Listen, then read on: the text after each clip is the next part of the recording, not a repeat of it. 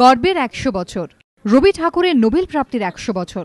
তবে সেই গর্বের শতবর্ষ উদযাপনেও সঙ্গ ছাড়ল না মন খারাপের স্মৃতি, নোবেল পেয়েও হারানো স্মৃতি। আজ থেকে ১০০ বছর আগের কথা।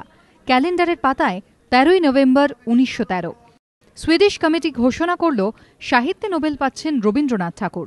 তখনও পৃথিবীর বুকে প্রযুক্তির এহেন দাপাদাপি শুরু হয়নি, তাই নোবেল প্রাপ্তির খবর টেলিগ্রাম মারফত রবি ঠাকুরের কাছে পৌঁছয় একদিন পর, অর্থাৎ ১৪ই নভেম্বর। রবীন্দ্র বিশেষজ্ঞরা বলেন, এই খবর যখন রবীন্দ্রনাথ ঠাকুরের কাছে পৌঁছয় তখন শান্তিনিকেতনে শিষ্যদের সঙ্গে ভ্রমণে বেরিয়েছিলেন তিনি।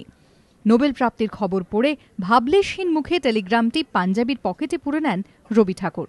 কিন্তু এ তো গেল প্রাপ্তির কথা, বর্তমানে এর সঙ্গে জুড়ে গিয়েছে হারানো স্মৃতিও।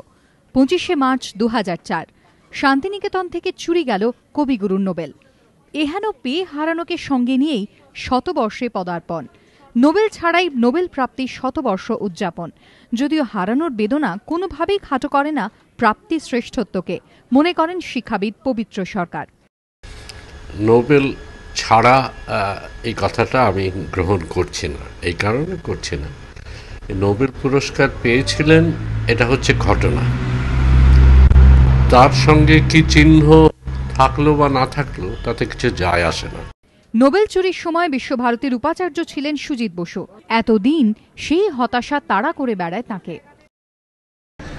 অভিজ্ঞতা খুব মারাত্মক অভিজ্ঞতা। মানে আমি ভাইস চ্যান্সেলর হিসেবে এই ধরনের একটা খবর পাবো আমি কোনোদিনও ভাবিনি, কিন্তু এই দুঃখের দিনটা বারে বারেই ফিরে আসে আমার কাছে। সেই জন্য নোবেল চুরি নিয়ে ছবি করেছেন পরিচালক সুমন ঘোষ।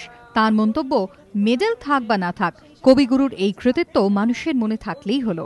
১০০ বছর পরেই যে রবীন্দ্রনাথ নোবেল প্রাইজ পেয়েছিলেন সেইটা বোধহয় বাঙালির মধ্যে আরোভাবে জাগ্রত করা উচিত যে রবীন্দ্রনাথ ঠাকুর, যদিও আমরা ছোটোবেলার থেকেই একদম আমাদের কবিতা গান এসব নিয়ে বড় হই, বাট এই লোকটার আধুনিকতা এবং লোকটার চিন্তাধারা যে কত বড় ছিল এবং স্টিল আনপ্যারালাল। মানে মন ভালো করা নোবেল প্রাপ্তি, সেই সঙ্গে মন খারাপের নোবেল চুরি, দুই অনুভূতিকে সঙ্গে নিয়ে শতবর্ষে বাঙালির নোবেল জয়।